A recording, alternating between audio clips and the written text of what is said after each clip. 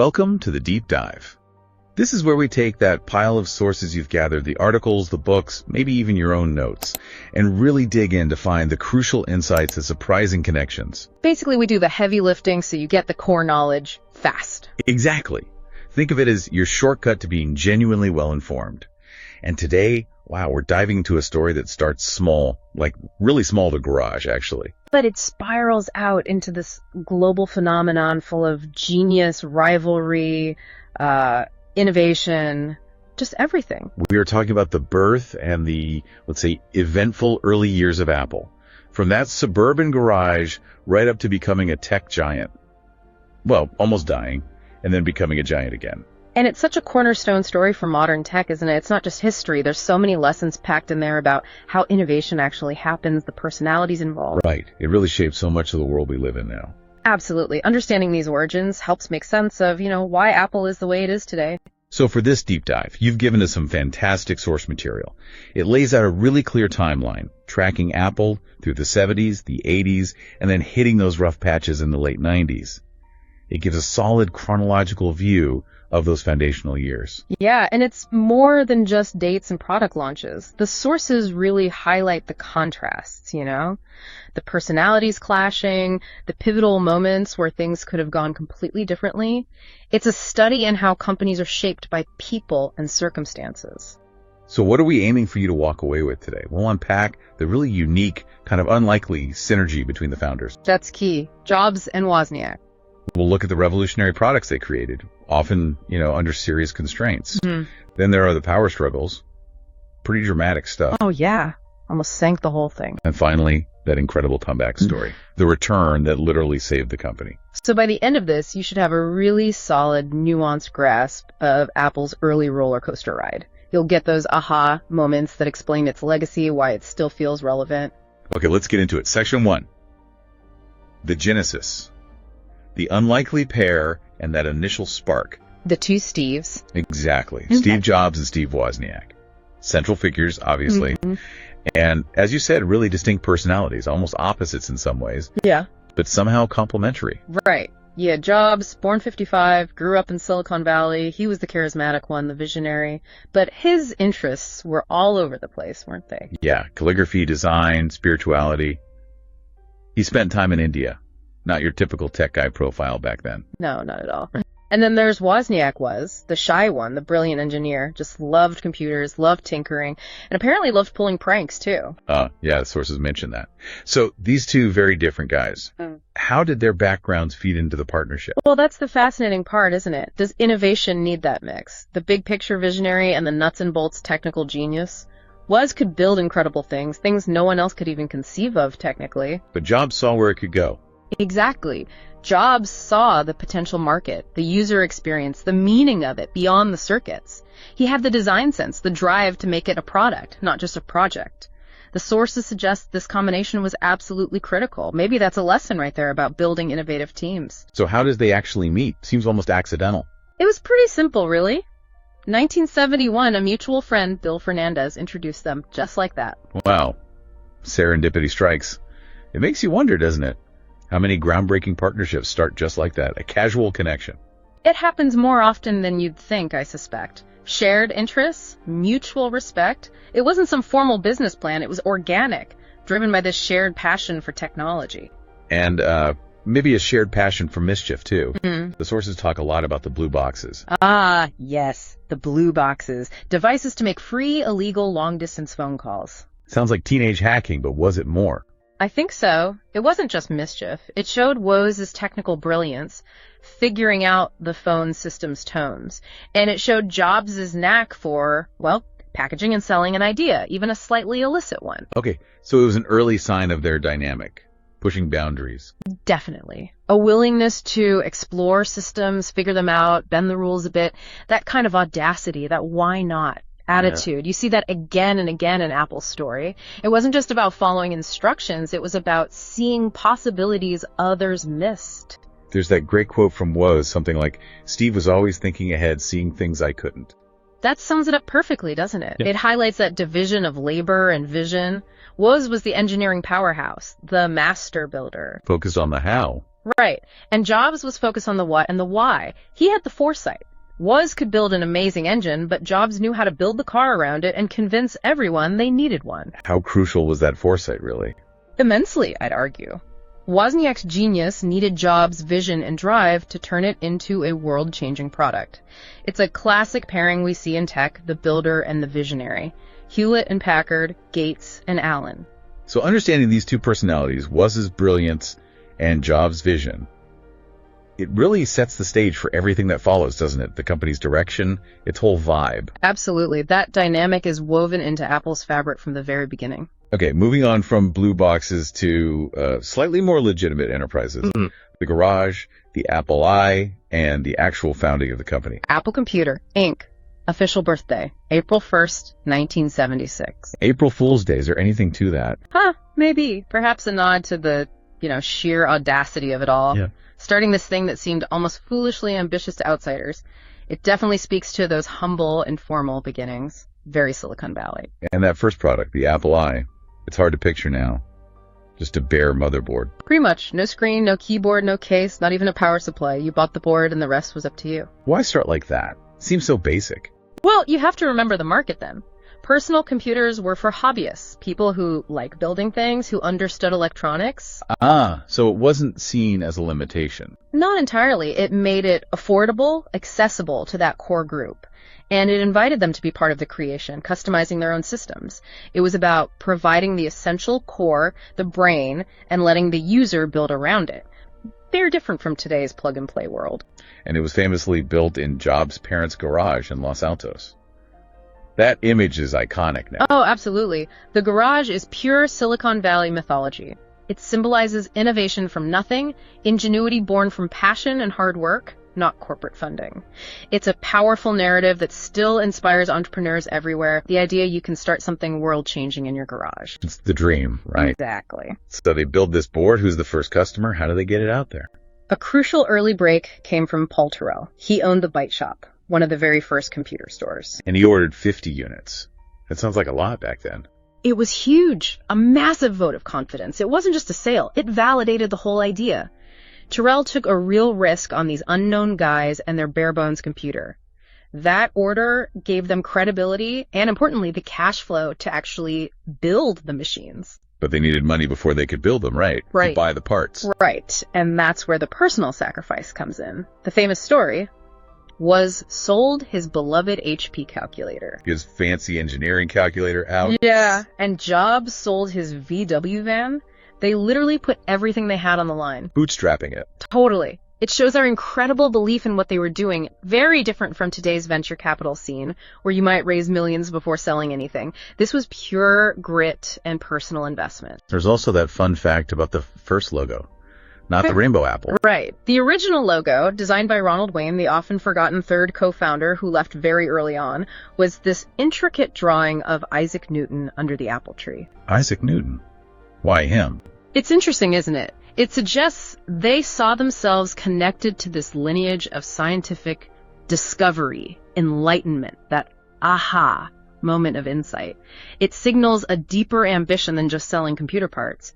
It connects technology to human intellectual progress, even before the simpler, iconic logo took over. So all these little details, the garage, selling the van, Newton, they really build the Apple origin myth, don't they? They add layers to the story. They absolutely do. They make it relatable, human, and ultimately more inspiring. Okay, so the Apple I gets them started, validates the idea.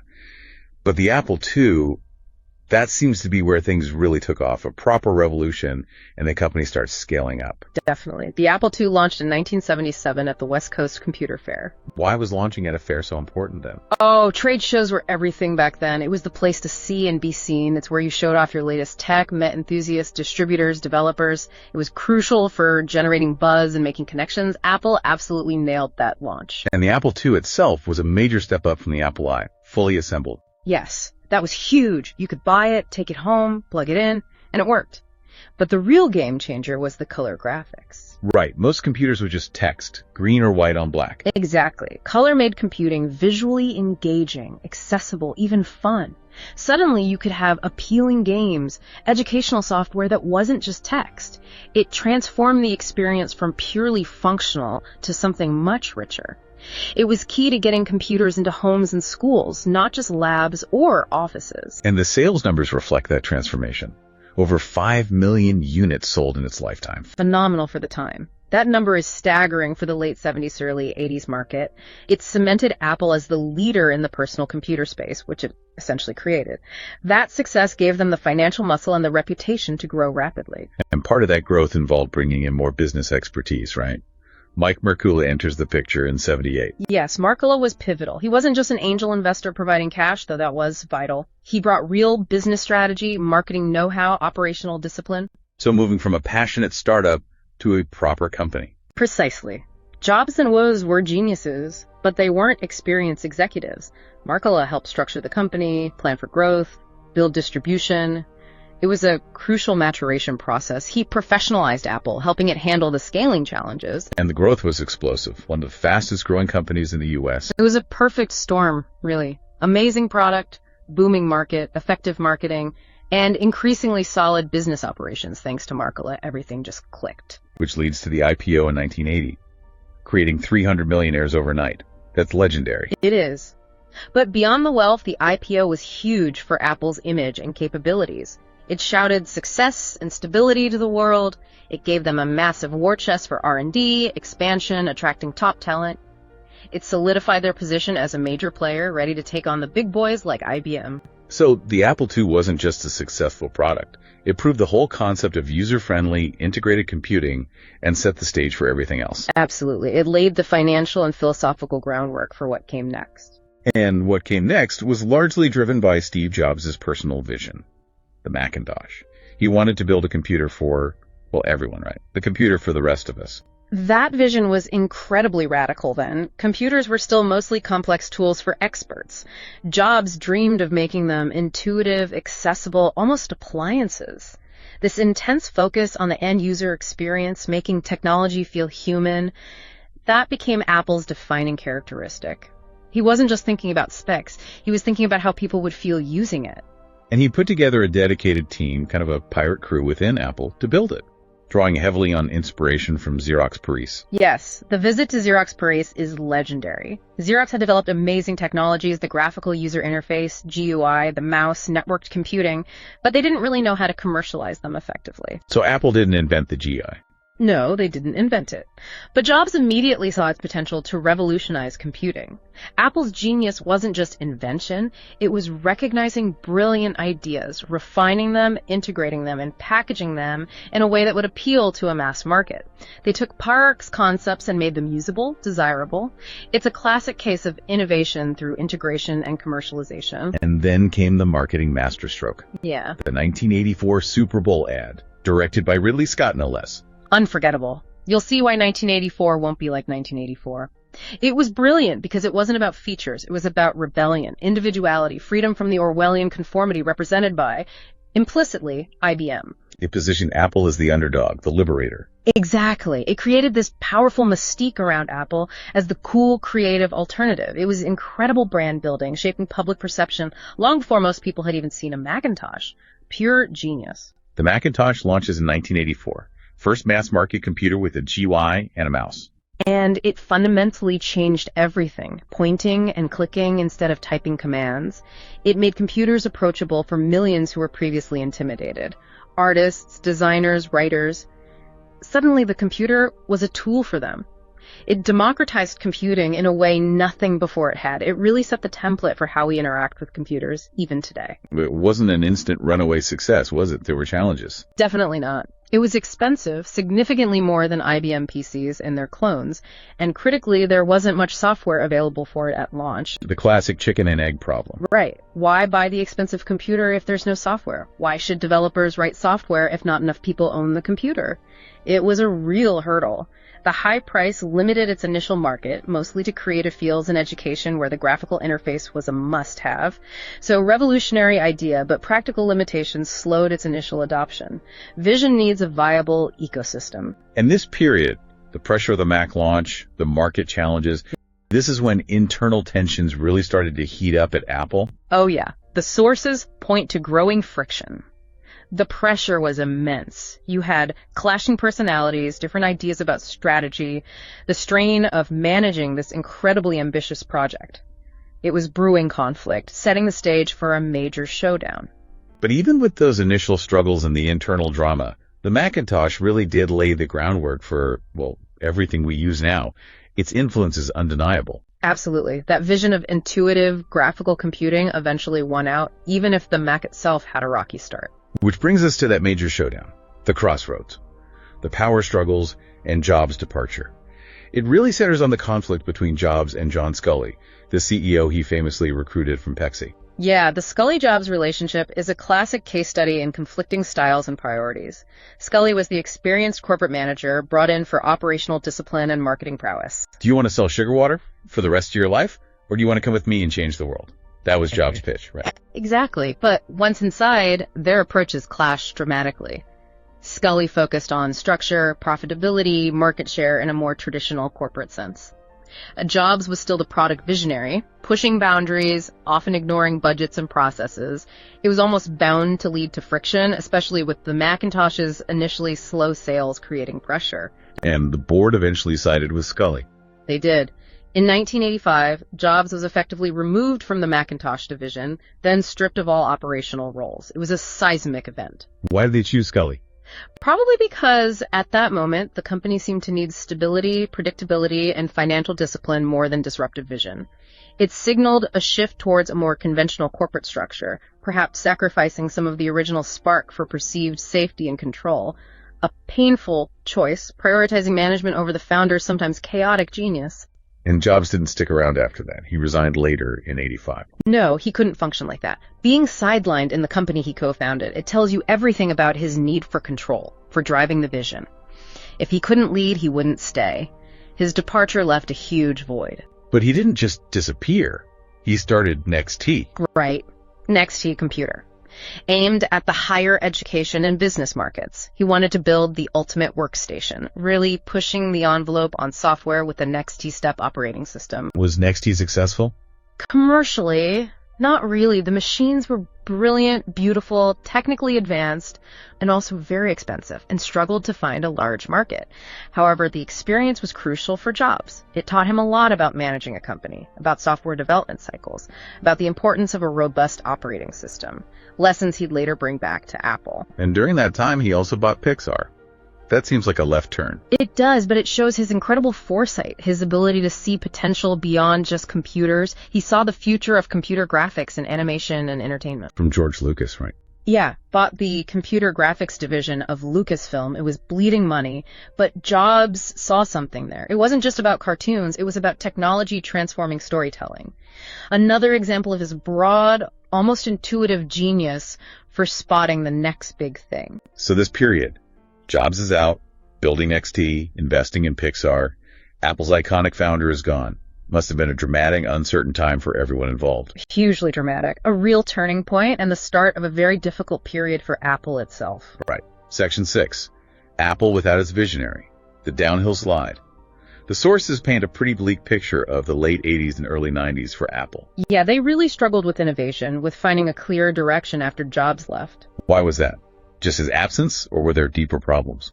Probably a bit of both. Jobs provided that singular driving vision. Without him, the company seemed to lose its way, pulled in different directions. But his departure might have also revealed underlying issues in how the company operated, how it managed innovation.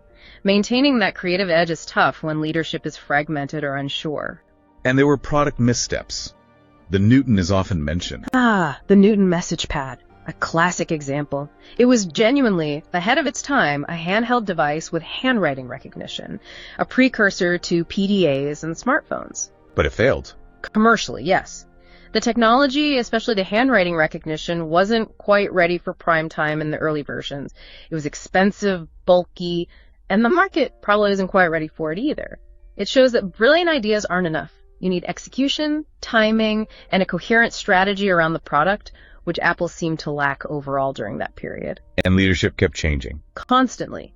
Scully was eventually ousted, followed by Michael Spindler, then Gil Amelio.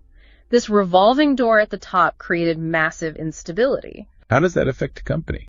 It's incredibly damaging. Morale plummets, strategy keeps shifting, long-term projects get derailed, you can't innovate effectively without consistent leadership and a stable environment. Apple felt adrift, lacking a clear captain. Plus, the competition wasn't standing still. Microsoft was gaining ground. Massively. The big blow was Windows 95. It wasn't as elegant as the Mac OS, but it was good enough for most people, and it ran on much cheaper hardware from dozens of manufacturers. So Apple's main advantage, the graphical interface, wasn't unique anymore. Exactly. Microsoft basically caught up, offering a similar experience to a much, much wider audience at a lower price. This put enormous pressure on Apple's sales and market share. They were losing their key differentiator. Which leads to the grim conclusion of this period. Apple was actually nearing bankruptcy by 1997. It sounds unbelievable now, but yes, they were reportedly weeks, maybe months away from insolvency.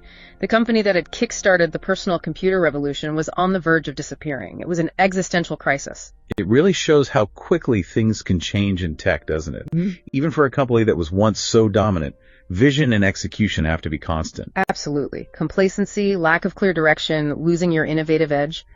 It can be fatal, even for giants. But then, the turnaround. Section 7, the prodigal's return. Jobs comes back to Apple. How did that even happen? It happened through a truly strategic, almost desperate move by Apple. In 1997, Apple acquired NXT. Jobs company. Yes. Ostensibly, Apple bought NXT for its operating system technology, Next Step. Apple's own efforts to create a modern OS had failed repeatedly, and they desperately needed a new foundation. Next Step provided that a robust, modern, Unix-based system. But the real prize was getting jobs back. That was the incredible side effect, or maybe the calculated gamble. The acquisition solved Apple's critical OS problem and brought its visionary founder back into the building. It was a brilliant 2-for-1 deal, born out of necessity. And he came back initially as interim CEO, ICEO. Right. That intern tag was clever. It gave him the power to make sweeping, necessary changes quickly, without the immediate burden or politics of being the permanent CEO. He could act decisively like a turnaround specialist. And he certainly acted decisively. What were his first moves? Immediate, drastic action. First, he massively simplified Apple's product line. Remember that confusing mess of dozens of Mac models? Yeah, printers, different peripherals. Yeah. All slashed. He famously drew a simple 4-quadrant grid, pro and consumer, desktop and portable. 4 products. That was it. Ruthless focus. Why was cutting products so important? It restored clarity. It stopped wasting resources on underperforming lines. It allowed Apple to focus its engineering and marketing talent on making those 4 products absolutely great. Less became more. It saved money and redefined the brand's focus. And then, the partnership that shocked everyone, Microsoft. Yeah, that was stunning, given their history. Bitter rivals. But Jobs was pragmatic. Survival came first. What did the deal involve? Microsoft invested $150 million in Apple stock, which was a huge vote of confidence and provided vital cash. Critically, Microsoft committed to keep developing Office for Mac for several years. That was essential, right? People needed Office. Absolutely. Losing Office would have been devastating. Microsoft also agreed to make Internet Explorer the default browser on Macs for a time. It was a controversial deal, seen by some as a pact with the devil. But necessary for survival. Jobs clearly thought so. It stabilized the company, reassured customers and developers, and bought Apple precious time to get back on its feet. It showed he could put pragmatism ahead of ego when the company's life was on the line. So these moves, simplifying products, getting NXT's OS, the Microsoft deal, they really set the stage for the massive comeback. They were the absolute foundation. They stopped the bleeding, refocused the company, brought back visionary leadership, and provided the technological base for the next generation of products. Without those incredibly bold, difficult decisions in '97, there would be no iMac, no iPod, no iPhone. It was the pivot point for Apple's entire future. It's incredible to think how close they were to collapse, and how those actions turned everything around. Real leadership in crisis. Definitely. A masterclass in corporate turnaround. Okay, let's wrap this up by looking at the enduring legacy of these chaotic, formative early years. It was definitely not a smooth ride. Not at all. Bold, pioneering, turbulent, but ultimately shaped everything. It shows success isn't usually a straight line. The near-death experience taught resilience, adaptability. And that core dynamic, jobs and woes, creativity and engineering. That blend is still arguably part of Apple's DNA, isn't it? The focus on integrating design and function seamlessly, making technology feel intuitive, almost beautiful. That started in the garage. And their story, the whole garage to riches narrative, it really fueled the modern startup culture. Oh, profoundly. The idea of two guys in a garage changing the world, disrupting giants. That became the template, the dream for countless entrepreneurs that followed. It's the archetype. So the garage wasn't just a garage, it was a launch pad. Exactly. A launch pad for a revolution. It proves that huge change can start in the most humble places. With the right mix of vision, talent, and sheer determination, innovation can come from anywhere. So when you think about Apple today, remembering this origin story, the struggles, the personalities, the comeback, it adds so much depth to understanding the company and the tech world it shaped. It really does. It's not just history. It's a blueprint for understanding innovation, risk, and resilience. So that brings our deep dive into Apple's origins to a close. What a story, two Steves. A garage, incredible vision, near disaster, and that amazing return. We've tried to unpack not just the what, but the why these personalities mattered, why certain products succeeded or failed, why the comeback was possible. It's about connecting those dots. Now, a final thought for you to chew on. We've seen Apple go from that garage to the brink of bankruptcy and then stage this incredible comeback. Given all that, what do you think is the single most critical ingredient for a company's long-term survival and relevance in this incredibly fast-paced world? Is it visionary leadership like Jobs eventually provided? Is it the ability to adapt like Apple finally did? Or is it that relentless focus on the user experience that was there from the start? The Apple story gives you evidence for all of them. What stands out most to you as the key lesson? Definitely something to think about. And if this has sparked your interest, keep exploring. Maybe check out Walter Isaacson's biography of Jobs, or Wozniak's own autobiography, I Was, or dig into the history of Xerox, RMIRC, and the UI. Yeah, every piece of information can lead somewhere new. Keep asking questions, keep digging deeper. That's what learning is all about. Well, thank you for joining us on this deep dive. We hope you feel more informed, maybe a little more intrigued by the wild story.